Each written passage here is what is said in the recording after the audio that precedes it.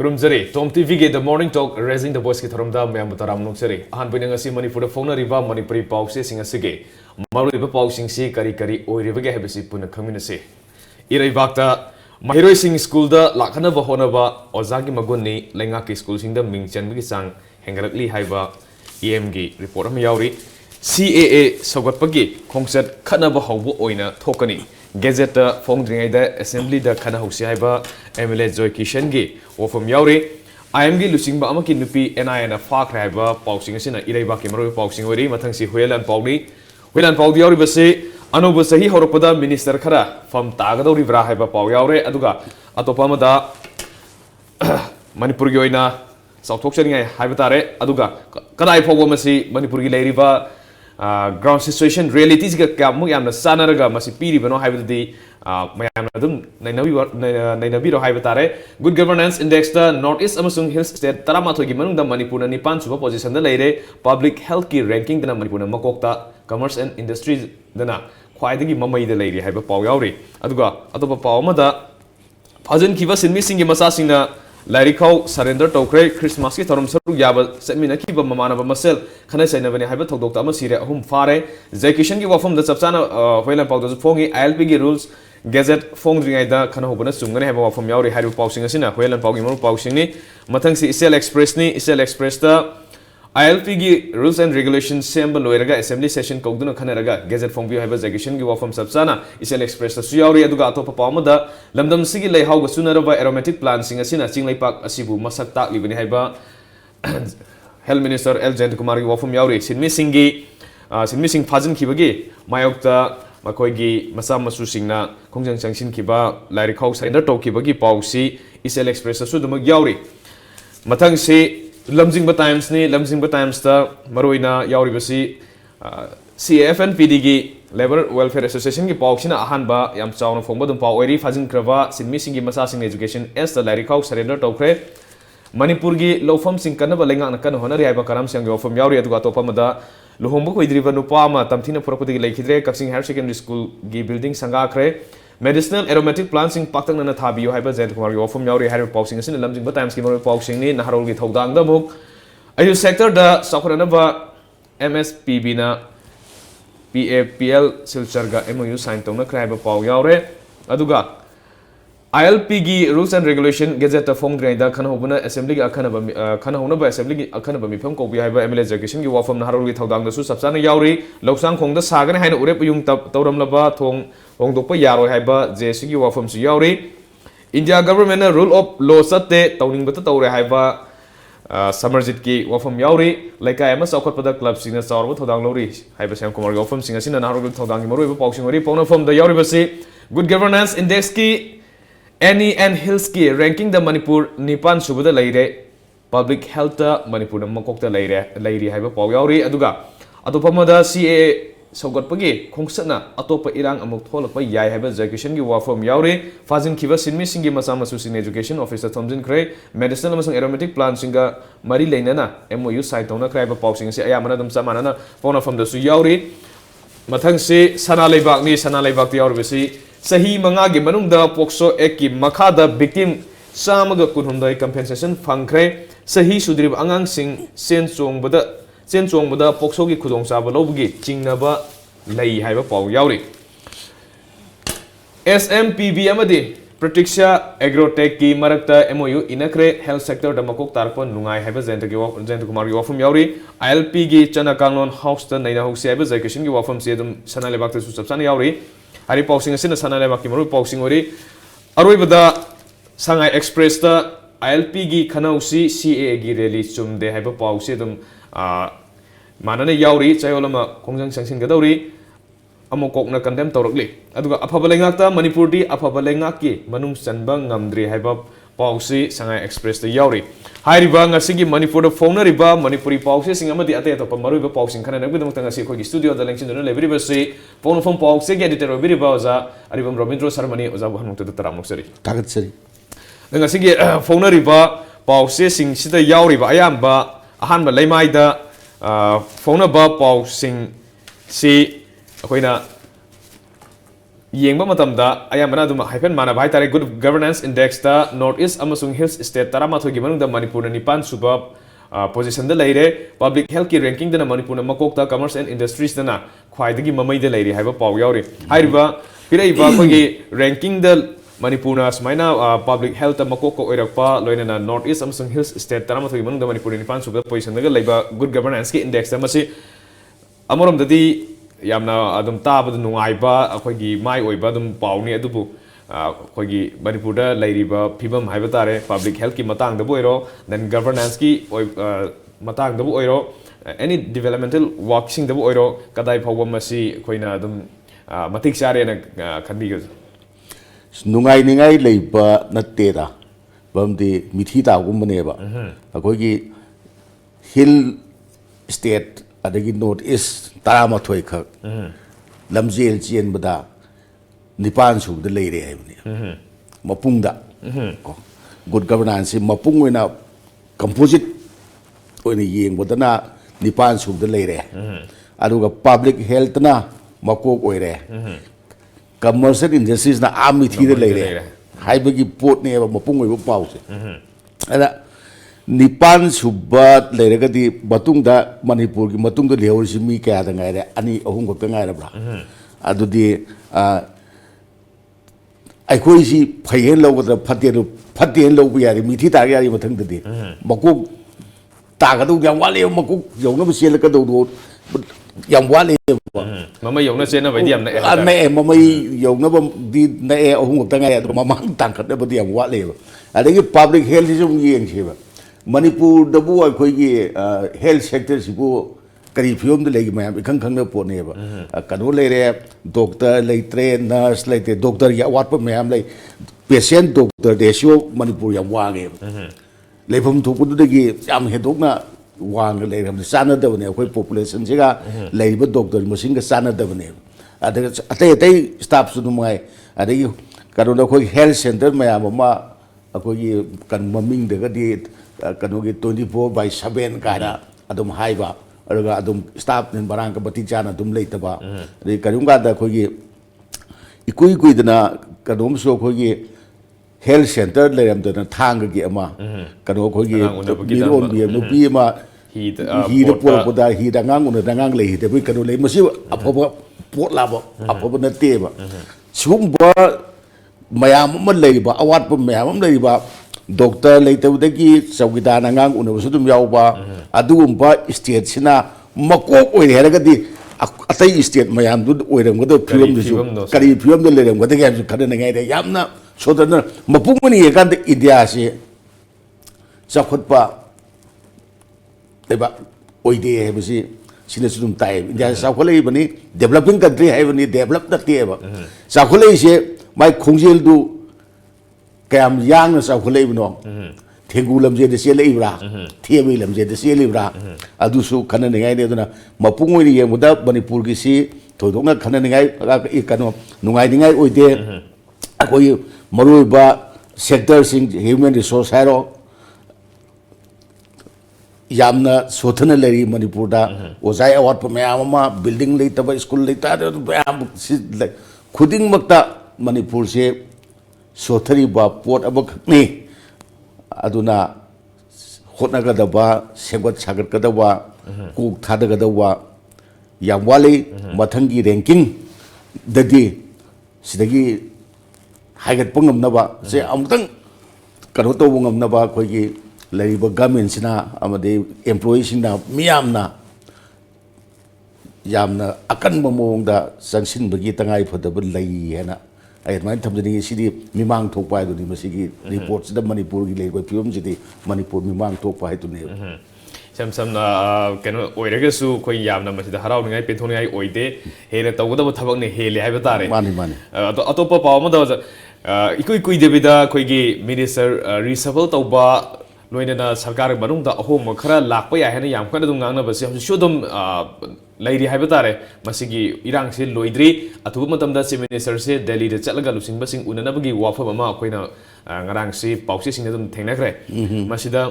hairiba minister reshuffle gi irang se handaki matang sida sungsoi soidena amasu yana ba ma ongda coalition government su oibanina manungda dum santi une loisangini na adum khanbibra kari anoba khogi leiriba sarkar sida kari changes lakpa ya hojiki ori fibam si matam kuina di leire chai na dum leibagi mongda adagi lekhai ta thopang amdaba maya mawong amada leire habi tare mamang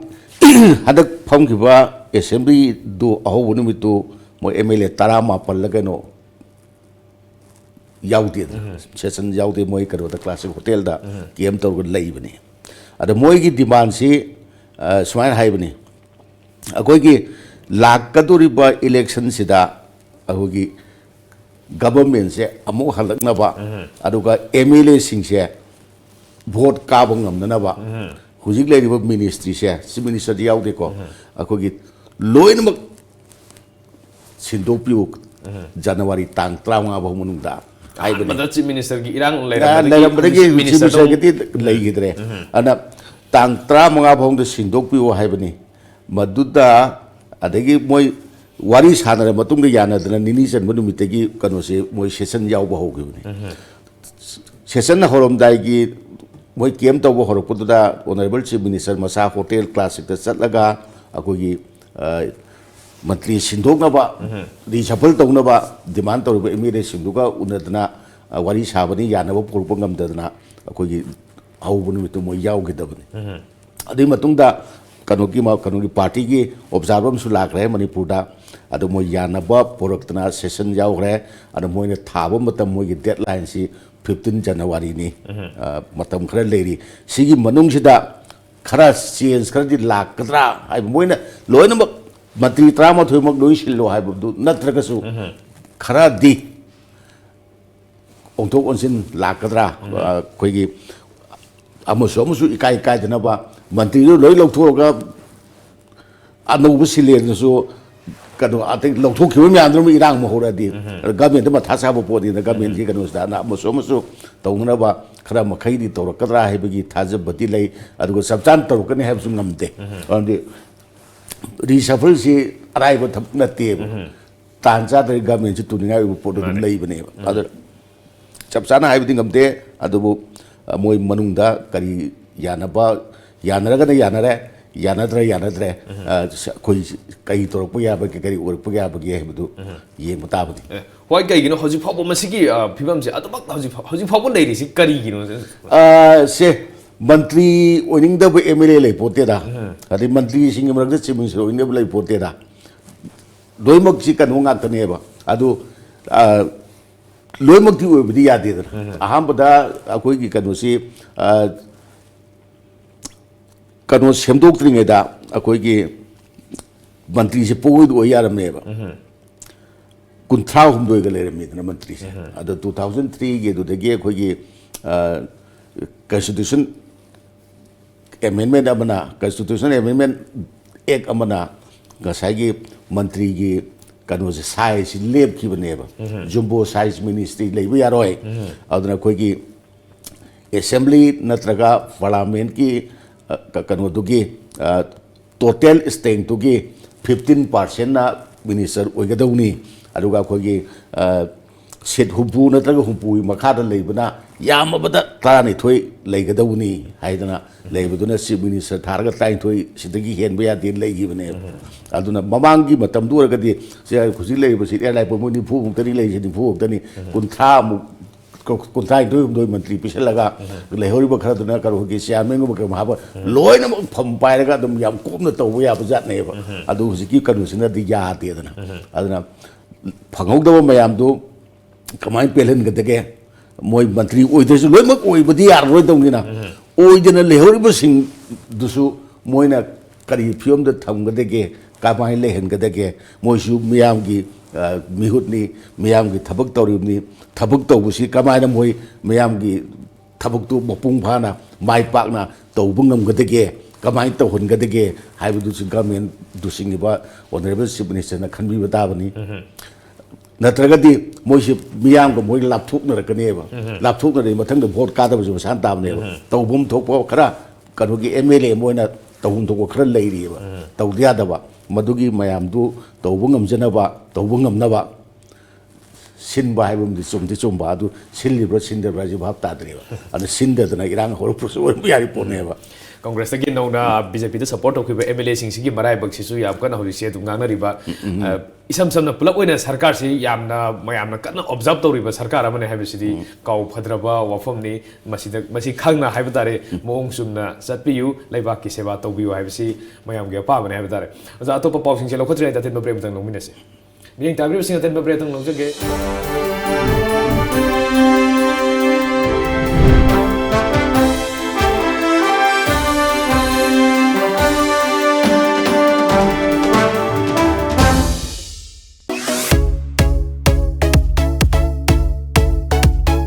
Manipur की अहानबा अमदी अदोंगी ख्वाइदगी पामजबा satellite channel Times of Manipur TOM TV Airtel DTH की channel number 646 ता फंगबिरगनी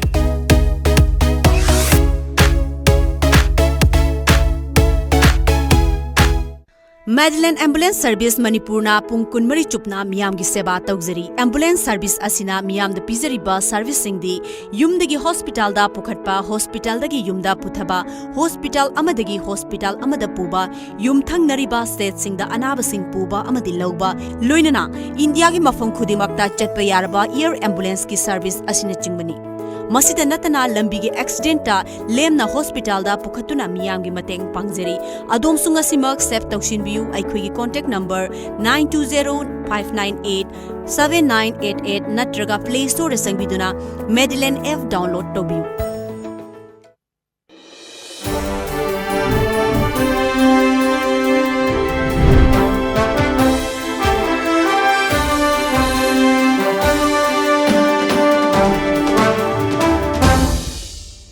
break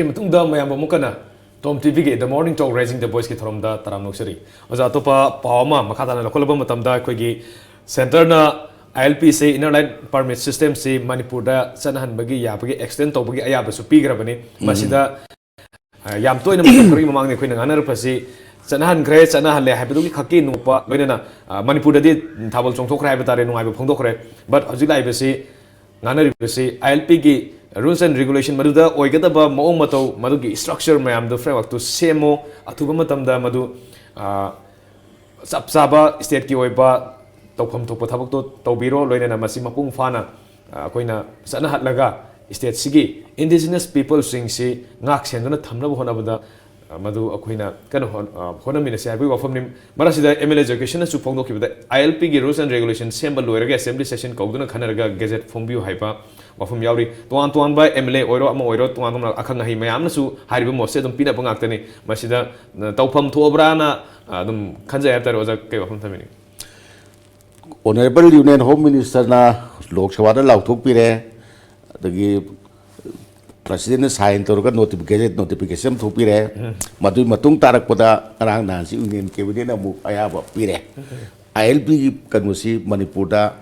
चटनबगी government of India की तौहम थोपा दो लोइरे हाइबसिमा थमजरगे हाना अदु हुजिक मसी अखोगी रूल एंड रेगुलेशन दि लैत्री मसी सेम्बम चंगी अदु कानून ऑनरेबल चीफ मिनिस्टर नबुदि मसी अखोगी जनवरी की सिदगी चटनबा होंगनबा मोय कनो तौगनी है हाई बदी लै अदो जनवरी तांग अमसि कुइदि कुइरक्तरे अदो याम हाथु हाथुरुबगी सु थोरुपा मथौ ताते असे फजना रूल रेगुलेशन फजना सेमगा अखोगी चटनबदा मतम खरा थेंगरसु मदुगी मरबु संगहुरिबा मयाम पास पाइदे हाइबे वारी अदु मोजु चनब हरपदा अदुम पास तंगाई फदन पाइदबा यादबा अदुम नेरकनेब अखोई हुजिबि संग पसिंगसे पास आउट सुचंग याय हैप्पी वादनी अखोई हेंग चनंग मतमदा मा पास आउदना लेबि यारोय दौबु फागदौनिना अना थोदौना मसिदि यामना ताहा ताहाबा यामना हाथु हाथुबगी थोदौ पाइदि मथौ तादब्रानि खली तरे तरा थोकना खनरेगा साइगी रूल रेगुलेशन से फजना सेमौबदुना yana phabo yana phagdra haina I mind thamjani adu atopa wafam da CA sogotpagi khongchat khana ba hawbo ina thokani gazeta phone ina assembly khana si khana bagi di leire hojik se oi CA se sogotpo ina BJP na December gi tang 18 se masida khoigi rally chakada ba haib tare imphal su masigi rally sigi sem sab se soi dana loira manen khane masigi matang sida di kamani yengbiyo basi all India program ne BJP ki state khuding makta masi ꯁꯧꯒꯠꯄꯒꯤ rally ꯆꯠꯅꯅꯕ ꯃꯣꯏꯒꯤ party ꯂꯦꯚꯦꯜꯗ ꯂꯧꯔꯛꯄ ꯋꯥꯔꯦꯞ ꯑꯃꯈꯛ ꯃꯗꯨ ꯉꯁꯥꯏꯒꯤ national ꯄꯥꯔꯇꯤꯅꯤꯅ ꯄꯥꯔꯇꯤꯗꯨꯅ ꯂꯧꯔꯛꯄ ꯋꯥꯔꯦꯞꯇꯨ ꯁ꯭ꯋꯥꯏꯗꯁꯨ ꯂꯩꯔꯤꯕ ꯃꯅꯤꯄꯨꯔ ꯄ꯭ꯔꯗꯦꯁꯇꯁꯨ ꯏꯟꯕꯒꯤ ꯄꯣꯠꯇꯨꯅꯤ ꯑꯗ ꯈꯤꯇꯪ ꯈꯟꯅꯅꯤꯡꯉꯥꯏ ꯑꯣꯏꯔꯛꯄꯁꯤꯅ ꯁꯤꯜꯆꯔꯒꯨꯝꯕꯗ ꯍꯦꯛ ꯑꯣꯏꯔꯨꯔꯗꯤ ꯉꯁꯥꯏꯒꯤ ILP ꯆꯠꯅꯕꯗ ꯀꯦꯞ ꯆꯠꯅꯕ CAA ꯆꯠꯅꯕꯁꯤꯗ ꯅꯨꯡꯉꯥꯏꯕ ꯐꯣꯡꯗꯣꯛꯄ ꯃꯌꯥꯝ ꯀꯥꯟꯅꯕ ꯐꯪꯒꯗꯧꯕ ꯃꯌꯥꯝ ꯂꯩꯕ ꯁꯤꯜꯆꯔꯒꯨꯝꯕꯗ ꯍꯦꯛ ꯇꯧꯔꯨꯔꯗꯤ ꯍꯦꯛ ꯐꯒꯗꯧꯕ ꯑꯗ ꯒꯨꯋꯥꯍꯥꯇꯤꯗ ꯁꯤ ꯆꯠꯂꯨꯕꯗ ꯏꯔꯥꯡ ꯊꯣꯛꯀꯅꯦꯕ ꯉꯁꯤ ꯍꯧꯖꯤꯛꯃꯛꯁꯨ ꯄ꯭ꯔꯣꯇꯦꯁ ꯂꯦꯞꯇꯅ ꯆꯠꯊꯔꯤꯕꯅꯤ ꯒꯨꯋꯥꯍꯥꯇꯤꯁꯦ ꯃꯁꯤ ꯇꯧꯕꯗ ꯊꯣꯛꯀꯅꯤ ꯑꯩꯈꯣꯏ ꯁꯤꯗꯁꯨ ꯃꯦꯟꯄꯦꯛꯅ ꯑꯗꯨꯝ ꯇꯧꯔꯤꯕꯅꯤ ꯑꯗꯒꯤ ꯁꯥꯇ꯭ꯔ ꯃꯌꯥꯝꯅ ꯑꯩꯈꯣꯏꯒꯤ ꯂꯝꯕꯤ ꯃꯌꯥꯗ ꯂꯦꯞꯇꯅ ꯈꯣꯠꯇꯅ ꯄ꯭ꯔꯣꯇꯦꯁꯇꯤ ꯑꯗꯨꯝ ꯑꯩꯈꯣꯏ ꯁꯤꯗꯁꯨ ꯆꯠꯊꯔꯤꯑꯕ ꯑꯗꯒꯤ ꯗꯤꯜꯂꯤꯗꯁꯨ ꯅꯣꯔꯠ ꯏꯁꯀꯤ ꯃꯍꯩꯔꯣꯏꯁꯤꯡꯅ ꯑꯗꯨꯝ ꯄ꯭ꯔꯣꯇꯦꯁ ꯑꯗꯨꯝ ꯇꯧ ꯂꯩꯕ ꯄꯣꯠ ꯑꯃꯅꯦꯕ ꯑꯗꯨꯅ ꯄ꯭ꯔꯣꯇꯦꯁ ꯃꯔꯛꯁꯤꯗ ꯁꯨꯝꯕ ꯑꯃ ꯍꯦꯛ ꯆꯠꯁꯤꯟꯕ ꯍꯥꯏꯁꯦ ꯑꯩꯈꯣꯏꯒꯤ ꯏꯔꯥꯡ ꯊꯣꯛꯅꯕ ꯕꯥꯔꯇꯣꯟ ꯇꯧꯕꯗꯧꯅ ꯊꯣꯛꯑꯣꯏꯗ꯭ꯔꯥ ꯍꯥꯏꯕꯒꯤ ꯋꯥꯍꯪ ꯑꯆꯧꯕ ꯑꯃꯗꯤ ꯂꯩ ꯐꯤꯕꯝꯁꯤꯗ ꯃꯅꯤꯄꯨꯔꯒꯤ ꯑꯣꯏꯅ ꯒꯃꯦꯟꯅ ꯍꯥꯏꯕꯁꯤ ꯃꯅꯤꯄꯨꯔ ꯁꯣꯛꯍꯟꯗꯅꯕ ꯀ꯭ꯂꯣꯖ ꯑꯃ ꯍꯥꯞꯄꯤꯌꯨ ꯅꯠꯇ꯭ꯔꯒ ꯑꯩꯈꯣꯏꯒꯤ ꯃꯅꯤꯄꯨꯔ ꯄꯤꯄꯜ ꯕꯤꯜꯗ ꯑꯌꯥꯕ ꯄꯤꯕꯤꯌꯨ ꯍꯥꯏꯕꯅꯦꯕ ꯑꯗꯣ ꯍꯧꯖꯤꯛ ILP ꯄꯤꯔꯦ ꯒꯃꯦꯟꯅ ꯗꯤꯃꯥꯟ ꯇꯧꯕ ꯃꯇꯨꯡ ꯏꯟꯅ ꯑꯗꯨꯗꯤ ꯒꯃꯦꯟꯁꯤꯅ ꯍꯧꯖꯤꯛꯀꯤ ꯕꯤꯗꯨꯗꯤ ꯁꯧꯒꯠꯂꯦꯕ ꯉꯁꯥꯏꯒꯤ ꯑꯩꯒꯤ ꯀꯟꯗꯤꯁꯟ ꯑꯃꯈꯛ ꯊꯝꯃꯦ ꯀꯟꯗꯤꯁꯟꯗꯨ ꯐꯨꯜꯐꯤꯜ ꯇꯧꯔꯛꯑꯗꯤ ꯑꯩ ꯄꯣꯠꯇꯨ ꯁꯧꯒꯠꯄ ꯇꯥꯕꯅꯦꯕ ꯃꯅꯤꯄꯨꯔ ꯒꯃꯦꯟꯒꯤ ꯑꯣꯏꯅ ꯕꯤꯜ ꯁꯧꯒꯠꯂꯤ ꯑꯗꯒꯤ ꯃꯊꯛꯇ ꯃꯅꯤꯄꯨꯔꯒꯤ MP ꯑꯅꯤ NPFꯒꯤ MPꯁꯨ ꯑꯗꯒꯤ BJPꯒꯤ MPꯁꯨ ꯂꯣꯛ ꯁꯚꯥꯗ ꯚꯣꯠ ꯊꯥꯗꯩ ꯀꯩꯅꯣꯒꯤ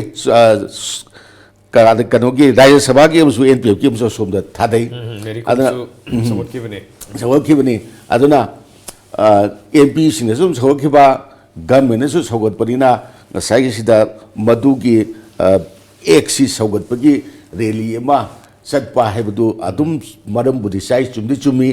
ꯇꯧꯏꯒꯨꯝꯕꯁꯨꯡ ꯊꯣꯛꯍꯟꯅꯤꯡꯗꯕ ꯊꯧꯗꯣꯛ ꯀꯌꯥ ꯊꯣꯛꯂꯛꯄ ꯌꯥꯕꯒꯤ ꯄꯣꯠ ꯑꯃꯈꯛ ꯂꯩꯕꯅꯤꯅ ꯁ꯭ꯋꯥꯏꯗꯅꯤ ꯈꯤꯇꯪ ꯃꯔꯨ ꯑꯣꯏꯔꯤꯁꯦ ꯑꯗꯨꯅ ꯂꯣꯏꯅꯃꯛꯅ ꯁꯤꯒꯤ ꯑꯣꯄꯣꯖ ꯇꯧꯕ ꯃꯌꯥꯝ ꯑꯃ ꯂꯩꯔꯤꯕꯅꯤ나 ꯃꯗꯨꯒꯤ ꯃꯔꯛꯇꯨꯗ ꯈꯨꯠ ꯊꯣꯛꯅꯔꯛꯑꯣꯏ ꯍꯥꯏꯅꯤꯡꯉꯥꯏ ꯂꯩꯇꯦ ꯅꯨꯡ ꯊꯥꯅꯔꯛꯑꯣꯏ ꯍꯥꯏꯅꯤꯡꯉꯥꯏ ꯂꯩꯇꯦ ꯑꯗꯩꯗꯤ ꯃꯗꯨꯅ ꯃꯔꯝ ꯑꯣꯏꯔꯒ ꯂꯣ ꯑꯦꯟ ꯑꯣꯔꯗꯔꯗ ꯁꯣꯛꯂꯛꯄ ꯈꯣꯠꯄ ꯃꯌꯥꯝ ꯑꯃ ꯂꯥꯛꯇꯅ ꯀꯩꯁꯨ ꯅꯠꯇꯕꯗ ꯃꯅꯤꯄꯨꯔꯒꯤ ꯃꯌꯥꯝꯁꯦ ꯑꯃꯨꯛꯁꯨ ꯑꯋꯥꯕꯅ ꯅꯪꯒꯗ꯭ꯔꯥ ꯍꯥꯏꯕꯒꯤ ꯑꯦꯄ꯭ꯔꯤꯍꯦꯟꯁꯟ ꯑꯃꯈꯛ ꯂꯩꯕꯗꯣ ꯅꯪꯗ꯭ꯔꯁꯨ ꯌꯥꯕ ꯑꯋꯥꯕꯁꯦ ꯅꯪꯒꯗ꯭ꯔꯥ ꯍꯥꯏꯕꯒꯤ ꯑꯃꯈꯛ ꯂꯩꯕꯗꯨꯒꯤ ꯋꯥꯅꯤꯗ ꯀꯩꯅꯣꯁꯦ ꯑꯗꯨꯒ ꯑꯇꯣꯞꯄ ꯄꯥꯎ ꯑꯃ ꯂꯧꯈꯠꯂꯕꯗ CFNPD Labor Welfare Associationꯒꯤ ꯁꯤꯟꯃꯤꯁꯤꯡ ꯑꯩꯈꯣꯏꯒꯤ ꯐꯥꯖꯤꯟꯈꯤꯕ ꯃꯊꯥꯏ ꯑꯦꯟꯇꯔꯄ꯭ꯔꯥꯏꯖꯦꯁꯀ ꯃꯔꯤ ꯂꯩꯅꯕ ꯋꯥꯊꯣꯛꯀ ꯍꯥꯏꯇꯥꯔꯦ ꯑꯅꯧꯕ ꯁꯤꯟꯃꯤꯁꯤꯡ ꯄꯨꯁꯜꯂꯛꯄ ꯍꯥꯟꯅꯒꯤꯁꯤ ꯑꯃꯨꯛ ꯊꯕꯛ ꯁꯨꯕ ꯂꯦꯞꯄ ꯈꯣꯠꯄꯒꯤ ꯃꯇꯥꯡꯁꯤꯗ ꯀꯨꯏꯅ ꯃꯗꯨꯒꯤ ꯆꯌꯦꯠꯅꯕꯁꯤ ꯂꯥꯛꯄꯅ ꯃꯔꯝ ꯑꯣꯏꯔꯀꯥꯟꯗ ꯉꯔꯥꯡꯁꯤ ꯁꯤꯟꯃꯤꯁꯤꯡꯒꯤ ꯃꯈꯣꯏꯒꯤ ꯃꯆꯥꯁꯤꯡꯅ ꯏꯖꯨꯀꯦꯁꯟ ꯗꯤꯄꯥꯔꯠꯃꯦꯟꯇ ꯃꯈꯣꯏꯒ ꯕꯦꯛ ꯐꯥꯎꯕ ꯁ꯭ꯀꯨꯜ ꯕꯦꯛꯇ ꯁꯔꯦꯟꯗꯔ ꯇꯧꯈꯤꯕ ꯑꯩꯈꯣꯏꯒꯤ ꯆꯔꯥ ꯍꯦꯜꯂꯛꯄ ꯀꯨꯏꯔꯦ ꯍꯥꯏꯕ ꯋꯥꯐꯝ ꯑꯗꯤ ꯏꯁꯝ ꯁꯝꯅ ꯃꯈꯣꯏꯗ ꯑꯋꯥꯕ ꯊꯦꯡꯅꯕꯁꯤ ꯍꯧꯔꯛꯑꯦ ꯑꯩꯈꯣꯏ ꯃꯁꯤꯒꯤ ꯑꯋꯥꯕꯁꯤ ꯀꯣꯛꯍꯟꯕꯤꯔꯣ ꯍꯥꯏꯕ ꯋꯥꯐꯝ ꯈꯣꯜꯂꯥꯎꯒꯤ ꯁ꯭ꯇꯦꯖꯁꯤꯐꯥꯎꯗ ꯍꯧꯖꯤꯛ ꯂꯥꯛꯑꯦ ꯍꯥꯏꯕ ꯇꯥꯔꯦ इवन अंगांग पीब अंगांग फाउबा मखोइगी प्रोटेस्ट से हौराबने मसिदा असुक चावबा अखोइगी कैनोसिदा मफमसिदा CFNPD की थबकसिदा लैरिबा सिनमिसिंगी वाथोकसे करिगिनो फाउबा लोइसनद्रिसे मसी फॉर अगेंस्ट तारे नसागी सिनमिसिंगी माइकेदे हाइबसु तारे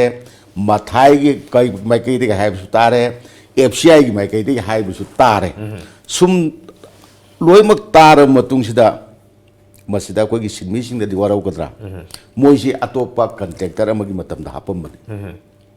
मसी FCI ना मतम की ओइना कॉन्ट्रैक्टर सि कौबनी अदुगा मोइ लेबर से मोइ द पिहन बनेबा तो मना कॉन्ट्रैक्ट लौरिङै मतम कॉन्ट्रैक्टर ओइना लेबर कॉन्ट्रैक्ट से तो मना लौरिङै मतमदा चावबनुगो मयाम अमा हापे तो मगी कॉन्ट्रैक्ट लोइरो मतुंगदा मोइसे दुम चटखिब ताबा तो मना मखाताना अमुक कॉन्ट्रैक्ट तो पाइरगदे दुम लेबसु याबा अदा हुजिंगना अमुक मथाइ दुम लाएबा माजु लेबर पीगे हाइदना नसाइगे टेंडर यावरुने मसागी लेबर पुथोगा पीने यावरुनेबा अदा मथाइना चंगु मतमदसु मोइना दुम ओइदौने हाइबदुदि आई लेरमगदो मानदे मथाइसु मान थोपा तौरगा अदमाइदि हाइरि सिगी पतांगदा खबर हापगा कनो कौबनी अदु मणिपुर वर्कर यूनियन लाए मोइसु सिनमिनिदना Manipur worker union lakpadi moi gi kanu si lobuni haidna kana gi kasai mathai gi mai ke ni sengdoi FCI gi mai ke de akoi khut am leite akoi da kaim tong de masi contact ma ba mai kanu ne hai ada leiba seida masi se koi lebak si ain chida lebak ni nampu ne yaro nampu da taroga akoi tong ne habudi masi madu di sumde na khale ada huziki chinmi singina ꯑꯩꯈꯣꯏꯒꯤ ꯔꯥꯏꯠꯅꯤ ꯃꯁꯤꯒꯤ ꯄꯣꯠ ꯍꯣꯟꯕꯒꯤ ꯊꯕꯛꯁꯦ ꯑꯩꯈꯣꯏꯅ ꯇꯧꯐꯝ ꯊꯣꯛꯏ ꯍꯥꯏꯕꯒꯤ ꯆꯞ ꯆꯥꯕ ꯀꯩꯅꯣ ꯂꯩꯕ ꯇꯥꯔꯒꯗꯤ ꯀꯩꯅꯣ ꯑꯩꯈꯣꯏꯒꯤ ꯍꯥꯏ ꯀꯣꯔꯠꯇ ꯑꯣꯏꯅ ꯆꯠꯄꯤꯔꯒ ꯍꯥꯏ ꯀꯣꯔꯠꯀꯤ ꯗꯤꯔꯦꯛꯇꯤꯞ ꯑꯃ ꯂꯥꯛꯍꯜꯂꯒꯗꯤ ꯃꯣꯏ ꯌꯥꯝꯅ ꯀꯥꯟꯅꯅꯦꯅ ꯈꯜꯂꯤ ꯑꯥꯏꯟꯒꯤ ꯊꯣꯡꯗ ꯊꯦꯡꯅꯕꯅ ꯆꯨꯝꯃꯦꯅ ꯈꯜꯂꯤ ꯃꯣꯏꯒꯤ ꯔꯥꯏꯠꯇꯨ ꯑꯩꯈꯣꯏꯅ ꯇꯧꯐꯝ ꯊꯣꯛꯄꯅꯤ ꯍꯥꯏꯕꯗꯨ ꯃꯣꯏ ꯍꯥꯏ ꯀꯣꯔꯠꯇ ꯑꯣꯏꯅ ꯆꯠꯄꯤꯔꯒ kaino tau biwa pai sinmi ngakani Manipur worker ini sinju sinmi ni moju sinmi ni moi tore songi worker ini sinmi thau phangaroi som tore som phangaroi hai bai pot ni lai he sinmi mo sen ngakani ba ada sinmi ge hak mat le he di moi gi hak mat pa khak ta bu sinmi ge hak mat pre lo di ya de atai gi su sinmi atai gi su ga am lei bani na ana masi lan di lo bi gnu masi high court kum da chatpi raga ai khoi gi kanu si legal validity kari lege akoi ain gi ba thong da kai theng ba yage se government na soi torga noi se hapani hairi contact ta hapani hai ba khar khane ba yae government na FCS na director na soi torga noi se akoi gi port thang ba gi kanu da contact hapi hai ba akoi kanu to we contact da hapi de akoi lok thok ya ro kanu to we contact ta hapi loi me am regulation to ba yawe adu su sungna de na ta ba kanano lanai mioi amakak thikadar amakak na ni agat suhalam bane haiba taragadi magi ai sum lai dong hebi claim to we aposu laibral te haiba forum su laeba ado masi nungaite thabak sum toromaga thabak to hom leite haiba su nungaite ingdaba yadabani na adubu nungaite haidna su moi sin ba sunga ya roi haiba gi kano leiram dragadi yadi haiba leiram dragadi khangre yaba leiram magdi adum mathai singi bata hujiki kanu si mathai de leba mathai na nusi be kana moi oire mathai dong yaw ba mathai gi dong yaw re aduga kanu ga nusi be kana kanu ta tare masi mathai he bula nai mi amaka ki thabak ne lai je aduna mathai na su masi gi matang da ma ai gi ba kanu lokhut pam thoi smain tong duna mana gi mai kai su to hum thoi asom mai kai su to hum thoi masi animak court लोने चपी ग्रोमबदि सिना सुम छोरा जि सिंग फंगदब pot लाकिने बा ultimately सैथें फंगदोइ सि प्रजानि प्रजा फंगदोइ बा अदु यौरक्तनि आइदा यौरिंगदा अनिबकना कनु मथाइजु कोटोम चपिरो अदगी कनु सो कोगी उजिक लेरिबो सिनमि सिंग थबक कनु तोबे हा कोनु कोलम चपिरो कोर्ट की वाइल मक अकोइ तारासि अदुगी मतुंगिना तो बखा ताब तबगु सत्रजे नफुदा एकोइने हेक्ता तोरगा तौदिया दे हाइबदुदि होजि मतजे क चटनबा याबना ते चादु मतेव तौगमसे नफुदु तौगमसे देन ओ थुम तौनबा अरे नफु हि तौगमसे बा प्रेशर ग्रुप ना का सुम तौदु तौने अकोगी सिनमि खरा गि तौरगस मोइ नफु दे तौदु तौगमसे मथाइजु नफु दे तौगमसे बा अना आइन योबो कनोदा सल्लगा कैलेगे से मथाइगि सु अमगि चुतमाइ तौरगा येंगुदे चुम बदाइ असुम्बा कैनोरोम दोइना चलगा करम्बा सोल्यूशन परको यावे हाइ माइकेरोम दोइना खोंग थांगि मिनर्स हाइबने अदुगा अरोइबा दोइना पावमा लोखलाबा दोजा लमदम सिगि लेहाउगा सुनरबा एरोमेटिक प्लांट सिंग असिना कांगलै पाक सिंगलै पाक असिबु मसक ताकलि हाइबा हेल्थ मिनिस्टर एलजेंट कोनबि वफम यावरे aromatic plant and medicinal plant मयाम मा खोइ लबजदि पाकसन अदुम फंगि एक्सप्लोर तौरबा अनएक्सप्लोर तौरबा मयाम सु लैरि हाइब तारे हजिक सेवजा लैरिबा खोइगि अकोइबसिदा खोइना खंग्रिबा मयाम सु हजिक सु दम लोतुना मसिगि पोटेंशियल सिदि लैरिबनेना खंजे मसि तसेंगना करिगुम्बा अकंगनबा थबा अमा याम फजना प्रोजेक्ट मा पाइखत तारगदि लैरिबा खोइगि रिसोर्सिंग असि सिजनरगा स्टेट की ओनेसु कानाबा देन पुनमक्ता लाइवली अखोगी एम्प्लॉयमेंट जनरेट तौबदबु ओइरो इसम समकी कानबा ओइबे याब्रा हाइबसिनि कै मफम थमिने हल्लमन सिंगदे दुम हाइने बदे मणिपुरदा अखोगी थाइने दगी सुदम चनबा सिदा कानबा पाम्बी अदगी मनम नुसिबा थाव सुंबा याबा पाम्बी जे अखोगी मनम नुसिबा थाव गी कदुदबुदि इसम समना अखोई सेंगी लुजब सेंगी फुटपदे यावबा अमा लैद्रा अखोगी ꯃꯇꯝꯗꯗꯤ ꯑꯩꯈꯣꯏꯒꯤ ꯆꯦꯡꯍꯤ ꯁꯥꯄꯣꯟ ꯀꯩꯅꯣꯒꯤ ꯑꯩꯈꯣꯏꯒꯤ ꯀꯩꯅꯣꯒ ꯊꯣꯛꯂꯛꯇ꯭ꯔꯤꯉꯩꯗ ꯁꯝꯕꯨꯒꯗꯣ ꯊꯣꯛꯂꯛꯇ꯭ꯔꯤꯉꯩꯗ ꯑꯩꯈꯣꯏꯒꯤ ꯀꯩꯅꯣꯁꯦ ꯁꯪꯕꯩ ꯃꯅꯥꯒ ꯇꯧꯔꯒ ꯃꯁꯤꯗ ꯇꯧꯅꯔꯤꯅꯦꯕ ꯑꯗꯨꯅ ꯏꯁꯩꯗ ꯌꯥꯎꯔꯤ ꯁꯪꯕꯩ ꯃꯅꯥꯒꯤ ꯆꯦꯡꯍꯤ ꯃꯅꯝꯅ ꯍꯥꯏꯅ ꯍꯥꯏꯔꯤꯗꯨꯅꯦꯕ ꯑꯗꯨꯅ ꯁꯤ ꯃꯅꯝ ꯅꯨꯡꯁꯤꯕ ꯊꯥꯎ ꯁꯨꯡꯕ ꯌꯥꯕ ꯄꯥꯝꯕꯤꯅꯦꯕ ꯁꯪꯕ꯭ꯔꯩꯁꯦ ꯑꯗ ꯃꯃꯜꯁꯨ ꯌꯥꯝ ꯇꯥꯡꯕꯖꯥꯠꯅꯤ ꯑꯗꯒꯤ ꯑꯇꯣꯞꯄ ꯃꯌꯥꯝ ꯑꯃ ꯀꯩꯅꯣꯗꯤ ꯁꯦꯅꯥꯄꯇꯤ ꯗꯤꯁꯇ꯭ꯔꯤꯛ ꯑꯁꯣꯝꯗ ꯐꯪꯉꯦꯅ ꯖꯤꯟꯁꯦꯡꯗꯣ ꯃꯌꯥꯝ ꯑꯃ ꯑꯩꯈꯣꯏꯒꯤ ꯀꯩꯅꯣꯗ ꯄꯨꯊꯣꯛꯏ ꯌꯣꯜꯂꯤ ꯈꯣꯠꯂꯤ ꯀꯥꯏꯅ ꯇꯧꯕꯁꯨ ꯂꯩꯗꯅ ꯖꯤꯟꯁꯦꯡꯁꯦ ꯑꯩꯈꯣꯏꯒꯤ ꯆꯤꯅꯥꯔꯣꯝꯗ ꯌꯥꯝ ꯄꯥꯝꯅꯩ ꯑꯩꯈꯣꯏꯒꯤ ꯀꯦꯟꯁꯔ ꯂꯥꯌꯦꯡꯕ ꯁꯤꯖꯤꯟꯅꯩ ꯀꯥꯏꯅ ꯑꯗꯩ ꯁꯤꯗ ꯁꯤ ꯑꯣꯏꯔꯒꯁꯨ ꯑꯇꯩ ꯑꯇꯣꯞꯄ ꯃꯌꯥꯝ ꯑꯃ ꯃꯦꯗꯤꯁꯤꯅꯦꯜ ꯄ꯭ꯂꯥꯟ ꯃꯌꯥꯝ ꯑꯃ ꯃꯅꯤꯄꯨꯔꯗ ꯂꯩ ꯃꯁꯤ ꯐꯖꯅ ꯑꯩꯈꯣꯏꯒꯤ ꯊꯥꯗꯅ ꯐꯥꯝ ꯅꯨꯡ ꯇꯧꯗꯅ ꯇꯧꯕꯁꯤ ꯈꯔ ꯋꯥꯠꯂꯦ ꯈꯔꯗꯤ ꯑꯗꯨꯝ ꯂꯩꯗꯤ ꯂꯩꯕ ꯑꯗꯨꯒ ꯌꯥꯝꯅ ꯄꯥꯛꯁꯤꯅ ꯃꯅꯤꯄꯨꯔꯒꯤ ꯂꯩꯔꯤꯕ ꯂꯝ ꯆꯤꯡꯒꯤ ꯂꯝ ꯃꯌꯥꯝ ꯑꯃ ꯂꯝꯂꯦꯝ ꯃꯌꯥꯝ ꯑꯃ ꯍꯥꯡꯗꯅ ꯂꯩꯔꯤꯕ ꯀꯣꯛꯇꯅ ꯂꯩꯔꯤꯕ ꯃꯌꯥꯝꯁꯤꯗ ꯁꯤꯒꯨꯝꯕ ꯃꯌꯥꯝꯁꯤ ꯊꯥꯗꯅ ꯁꯦꯝꯒꯠꯂꯒꯗꯤ ꯍꯧꯖꯤꯛꯀꯤ ꯑꯩꯈꯣꯏꯒꯤ ꯊꯕꯛ ꯐꯪꯗꯕ ꯃꯌꯥꯝ ꯑꯃ ꯅꯁꯥꯅꯁꯨ ꯑꯗꯨꯝ ꯊꯕꯛ ꯄꯤꯖꯕ ꯌꯥꯕ ꯀꯩꯅꯣꯗꯤ ꯂꯩꯕꯅꯤ ꯑꯗꯨ ꯒꯃꯦꯟꯅ ꯍꯧꯖꯤꯛ ꯀꯩꯅꯣꯃ MOU ꯁꯥꯏꯟ ꯇꯧꯅꯔꯦ ꯁꯤꯜꯆꯔꯗ ꯕꯦꯖ ꯇꯧꯕ ꯐꯥꯝ ꯑꯃꯒ ꯑꯗꯣ ꯃꯁꯤꯅ ꯑꯩꯈꯣꯏꯒꯤ ꯁ꯭ꯇꯦꯠ ꯒꯃꯦꯟꯠꯀ ꯍꯧꯖꯤꯛꯀꯤ ꯑꯅꯤꯁꯤꯅ ꯉꯁꯥꯏꯒꯤ ꯑꯦꯔꯣꯃꯦꯇꯤꯛ ꯄ꯭ꯂꯥꯟ ꯑꯗꯒꯤ ꯃꯦꯗꯤꯁꯤꯅꯦꯜ ꯄ꯭ꯂꯥꯟꯁꯤ ꯆꯥꯎꯈꯠꯅꯕꯒꯤ ꯀꯩꯅꯣꯁꯤꯗ ꯀꯔꯤ ꯈꯣꯡꯊꯥꯡ ꯂꯧꯔꯛꯀꯗꯒꯦ ꯍꯥꯏꯕꯗꯨ ꯑꯩꯈꯣꯏ ꯃꯌꯥꯝ ꯄꯨꯟꯅ ꯌꯦꯡꯃꯤꯟꯅꯕ ꯇꯥꯕꯅꯤ ꯌꯥꯝ ꯅꯨꯡꯉꯥꯏꯖꯩ ꯑꯣꯖꯥ ꯇꯣꯝ ꯇꯤꯚꯤꯒꯤ ꯗ ꯃꯣꯔꯅꯤꯡ ꯇꯣꯛ ꯔꯦꯁꯤꯡ ꯗ ꯚꯣꯏꯁꯀꯤ ꯊꯧꯔꯝꯗ ꯄꯣꯛꯅꯐꯝ ꯄꯥꯎꯆꯦꯒꯤ ꯑꯦꯗꯤꯇꯔ ꯑꯣꯏꯕꯤꯔꯤꯕ ꯑꯣꯖꯥ ꯑꯔꯤꯕꯝ ꯔꯣꯕꯤꯟꯗ꯭ꯔꯣ ꯁꯔꯃ ꯂꯦꯡꯕꯤꯔꯛꯇꯨꯅ ꯉꯁꯤꯒꯤ ꯊꯧꯔꯝ ꯃꯄꯨꯡ ꯐꯥꯍꯟꯕꯒꯤꯗꯃꯛꯇ ꯑꯣꯖꯥꯕꯨ ꯑꯃꯨꯛ ꯊꯥꯒꯠꯆꯔꯤ ꯃꯤꯠꯌꯦꯡ ꯇꯥꯕꯤꯔꯤꯕꯁꯤꯡ ꯉꯁꯤꯒꯤ ꯑꯣꯏꯅꯗꯤ ꯇꯣꯝ ꯇꯤꯚꯤꯒꯤ ꯗ ꯃꯣꯔꯅꯤꯡ ꯇꯣꯛ ꯔꯦꯁꯤꯡ ꯗ ꯚꯣꯏꯁꯀꯤ ꯊꯧꯔꯝ ꯃꯇꯥꯡꯁꯤꯗ ꯂꯣꯏꯁꯤꯟꯖꯔꯦ ꯍꯌꯦꯡ ꯄꯨꯡꯐꯝ ꯑꯁꯤꯃꯛꯇꯗ ꯗ ꯃꯣꯔꯅꯤꯡ ꯇꯣꯛ ꯔꯦꯁꯤꯡ ꯗ ꯚꯣꯏꯁꯀꯤ ꯊꯧꯔꯝ ꯄꯨꯗꯨꯅ ꯂꯥꯛꯆꯒꯦ ꯃꯇꯝ ꯑꯗꯨ ꯐꯥꯎꯕꯗꯪꯗꯤ ꯀꯥꯏꯅꯅꯕ ꯌꯥꯊꯪ ꯅꯤꯖꯔꯤ ꯄꯤꯅꯕꯤꯔꯁꯦ